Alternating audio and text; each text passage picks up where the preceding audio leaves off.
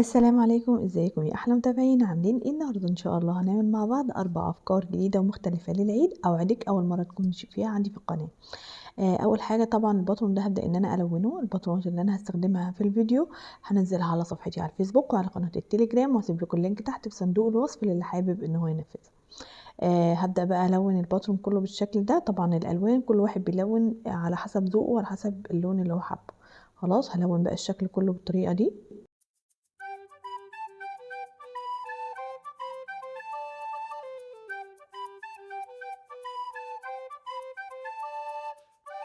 تمام، بعد ما لونتها قصها بالمقص بالشكل ده. بعد كده بقى اجيب ورقه مقاس فرقي وهبدا ان انا اتنيها بالشكل ده من المنتصف نصين كده. خلاص هقصهم بقى افصلهم عن بعض.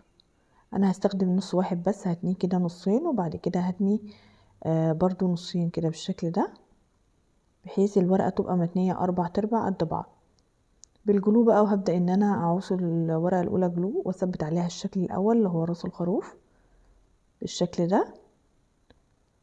والطبقة التالتة بقى هلزق فيها بق الخروف بالشكل ده، بس اخلي بالي تكون طالعة شوية كده.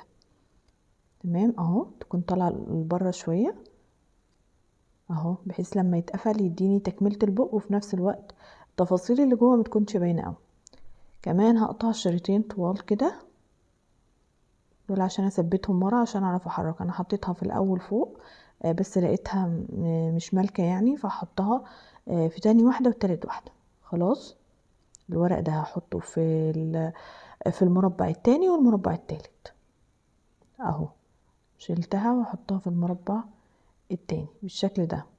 اخلي واحدة عريضة شوية عشان احط فيها صوابعي بالطريقة دي، واللي تحت صغيرة عادي احط فيها صابع واحد اهو بالشكل ده. وبكده خلصت عندي. ممكن بقى نقدم بيها، نحكي بيها قصص للأطفال، نقدمها للأطفال هتبقى مسلية جدا جدا، وصدقوني هيفرحوا بيها جدا زي ما بناتي فرحوا بيها. تمام، تاني فكرة بقى معايا النهاردة هتكون حيوانات الإصبع. برضو البطرونات هسيبها لكم في صندوق الوصف. أول حاجة مشيت عليها بالقلم الأسود علشان تبقى بارزة كده وشكلها يوضح معايا. بعد كده بقى هلونها، هلون كل الأشكال اللي عندي. كل واحد بيلون طبعا على حسب الألوان اللي هو حاببها، أو على حسب لون الخروف أو لون الكائن يعني في الحقيقة يعني، أو حاجة قريبة منها. خلاص هبدأ بقى ألونه كده كله، كل الأشكال اللي عندي.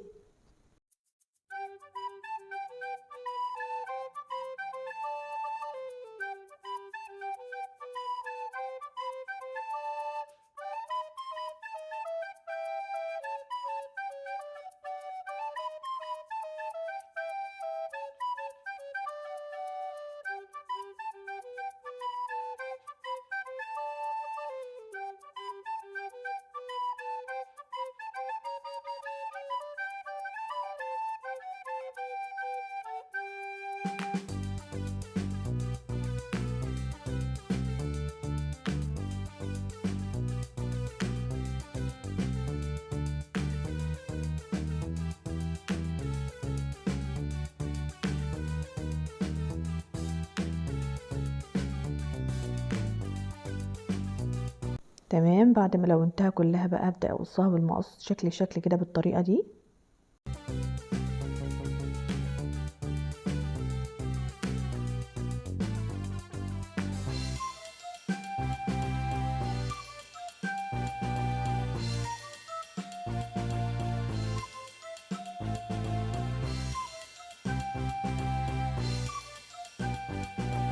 وبكده يكونوا جهزوا معايا حيوانات الاصبع.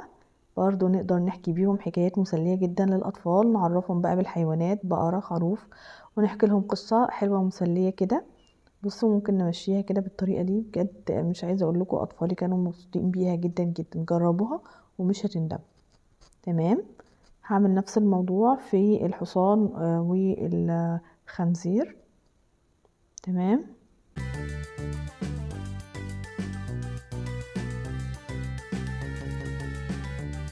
وزي ما قلت لكم نقدر نحكي بيها حكايات مسليه اهو بالطريقه دي. دي كانت تاني فكره معايا النهارده.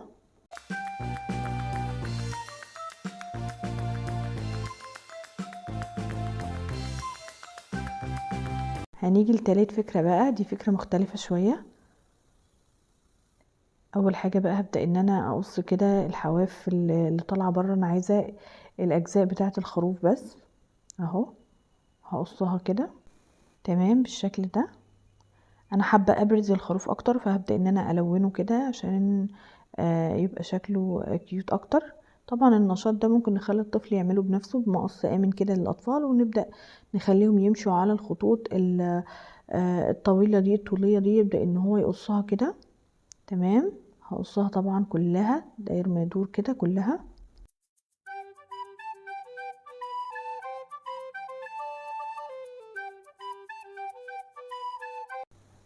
تمام ده كده بقى شكلها. هبدأ بقى بخلة سنان بعصاية يشتوك بأي حاجة، وهبدأ ان انا ابرم جزء من اللي انا قصيته دوت. هبدأ ابرمه بالشكل ده عشان يديني كأنه فرو كده الخروف. تمام هيبقى نشاط مسلي جدا للأطفال، هينبسطوا بيه جدا وهيقضوا فيه وقت ممتع. هبرم بقى كل الحاجات اللي انا قصيتها دي داير ما يدور كده، هبرمها كلها.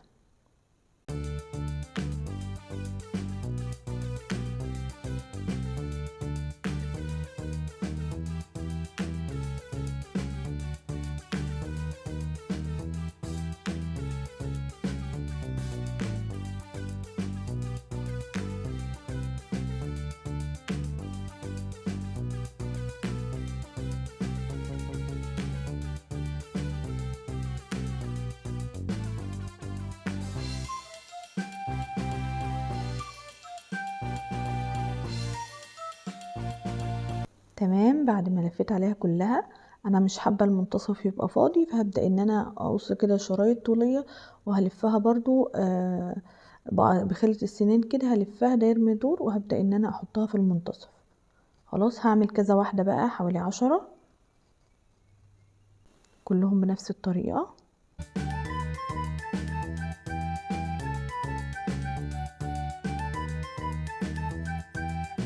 وباستخدام الجلو هبدأ ان انا الزقها كده بطريقة عشوائية حوالين الخروف من جوه، علشان يعني بدل ما يبقى سادة كده لا يبقى كأن عليه فرو من جوه. خلاص طبعا الأنشطة دي هتبقى حلوة قوي للأطفال، يقدروا ينفذوها بنفسهم وآمنة جدا مفيهاش أي حاجة خالص.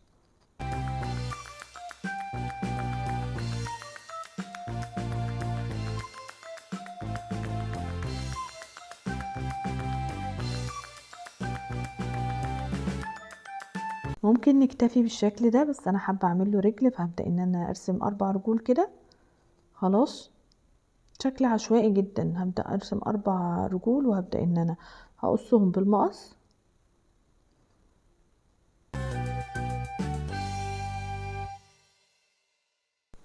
تمام عشان يوضحوا معايا هجيب قلم اسود وهمشي على الحواف كده من بره علشان اخلي الرجل توضح معايا اكتر. خلاص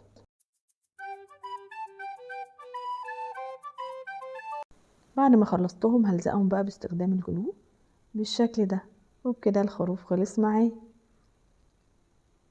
اخر فكرة بقى معانا النهاردة الباترون ده، هبدأ ان انا اقصه كده بالشكل ده. خلاص طبعا الباترون ده انا هنزله برضو على صفحتي على الفيسبوك وعلى قناة التليجرام، وهسيب لكم اللينك تحت في صندوق الوصف. هقصه بالشكل ده، دي لتوزيعات العيد. خلاص بعد ما قصيتها هقص برضو المربعات اللي جوه تمام بالشكل ده. هبدأ بقى مكان النقط دي تنايات، هبدأ ان انا اتنيها كده بالمسطرة. خلاص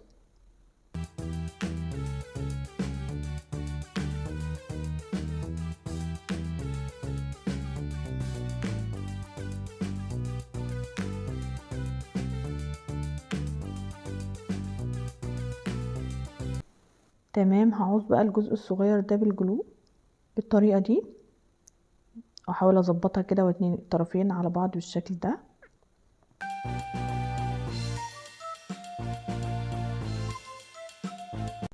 ومن تحت برضو لاني نسيت اتنيها، فهبدأ ان انا اتنيها الاول. انا بتنيها عشان تبقى سهلة معايا. خلاص هبدأ ان انا اتنيها كده بالشكل ده الاول.